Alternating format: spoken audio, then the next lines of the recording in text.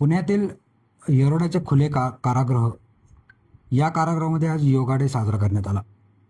येथे असणाऱ्या बंद्यांना योगाचे प्रशिक्षण देण्यात आले. याबद्दल आपल्यासोबत बोलण्यासाठी आहेत श्यामकांत शेडगे सर.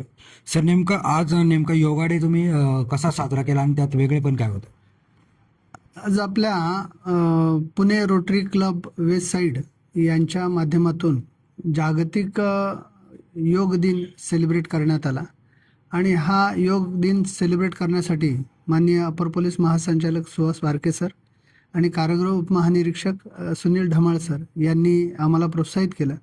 आणि ह्या प्रोत्साहनातून रोटरी क्लबच्या प्रेसिडेंट डॉक्टर गौरी जोशी आणि त्यांची टीम इथे सकाळी 7 वाजता येऊन बंद्यांची योगासनाची विविध आसनं घेतली आणि बंद्यांना त्या आसनांमुळे आरोग्यात कशा सुधारणा होतील, जॉईंट पेन्स असतील त्याच्यामध्ये कशा दूर होतील, त्याच्यातले आजार कसे दूर होतील, या सगळ्यांची माहिती दिली. योगासनं करून घेतली. साधारण 1.5 तास योगासनांच्या हे शिबिर चालू होतं आणि बंद्यांच्या एकूणात आरोग्यावर त्याचा चांगला परिणाम कसा होईल याचं त्यांनी मार्गदर्शन केलं. अनेकदा या जेलमध्ये येणाऱ्या कैद्यांबाबत समाजामध्ये वेगळी नेरेटिव्ह सेट झालेला असतं किंवा जेलमध्ये येणारा प्रत्येक कैदी हा वाईट असतो.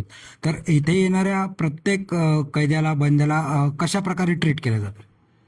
कैदी हा समाजाच्या दृष्टीने, न्यायालयिक कक्षेच्या दृष्टीने जरी तो आरोपी असला तरी सुद्धा आमची भावना त्याला माणूस म्हणूनच पकडण्याची आहे. माणूस म्हणूनच आम्ही त्याला ट्रीट करतो. माणसासारखी वागणूक त्याला देणं, त्याला 2 टाईमचं जेवण, सकाळचा नाश्ता, चहा, दूध, केळी आणि सायंकाळचा चहा, अशा प्रकारचे सगळे त्याला जे दैनंदिन गरजा आहेत त्याच्या पूर्ण केल्या जातात.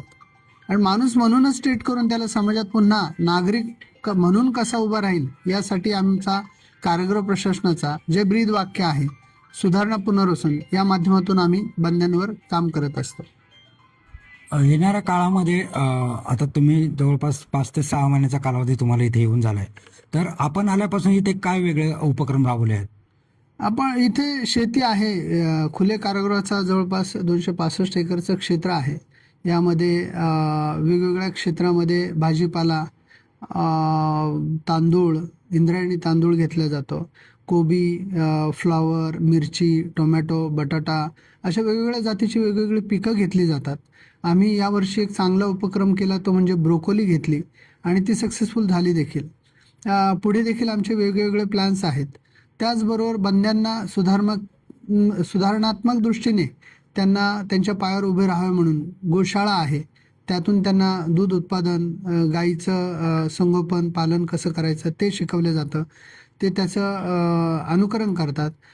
शेळीपालन आहे, कुक्कुटपालन आहे, नर्सरी आहे आपली. या सगळ्यांच्या माध्यमातून वृक्षारोपण आणि वृक्षसंवर्धन या सगळ्या गोष्टी बंद्यांना शिकवल्या जातात आणि वेगवेगळे उपक्रम आम्ही त्यांच्यासाठी घेत असतो. इथून कुठल्या ना कुठल्या कारणाने कैदी इथे येतात, म्हणजे समाजामध्ये कुठला अपराध घडला, काय घडला, तर येणारी जी पिढी आहे आता, जे आपण बघतो आपल्या समाजामध्ये अनेक निगेटिव्ह गोष्टीमुळे या गोष्टी घडतात आहे. तर इथे येणाऱ्या नवीन कैद्यांना तुम्ही काय मार्गदर्शन कराल आणि युवा पिढीला काय सांगाल? बंदी हा आमच्याकडे शिक्षा लागल्यानंतरच तो खुले कारागृह कमिटीच्या निवड समितीनुसार येतो आणि ते आल्यानंतर त्यांना आमचं मार्गदर्शन असतंच की समाजामध्ये आता ही शेवटची स्टेज आहे, जे खुल्या कारागृहातून त्यांना समाजात विलीन करण्याची आहे. मग त्यांच्यासाठी आम्ही समाजाशी त्यांची नाळ जोडली राहावी यासाठी आमच्याकडे एक पब्लिक सर्व्हिससाठी सलून आहे, लॉन्ड्री आहे, वॉशिंग सेंटर आहे, एक कॅन्टीन आहे आमचं. या माध्यमातून ते समाजाच्या लोकांशी दररोज जोडलेले असतात. समाजात कसं वागायचं, कसं राहायचं, कसं बोलायचं, हे सगळं ह्या उपक्रमांमधून आम्ही त्यांना शिकवतो. आणि याशिवाय मी युवा पिढीला देखील सांगू इच्छितो, समाजात वागत असताना आपल्याला तारतम्य पाहिजे, आपल्या कुटुंबाचे संस्कार याची जाण पाहिजे. कायदा हा नेहमी आपल्या सुरक्षेसाठी आहे, आपल्या संरक्षणासाठी आहे. कायदा हा आपल्याला शासन करण्यासाठी मुळात कधीच नाही.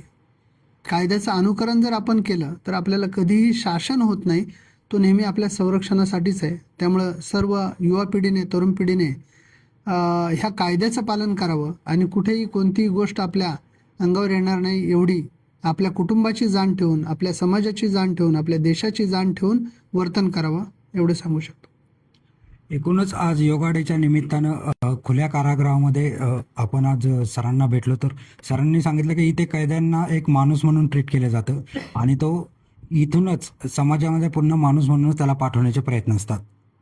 Prashant Shrimandilkar, Daily City News, Pune.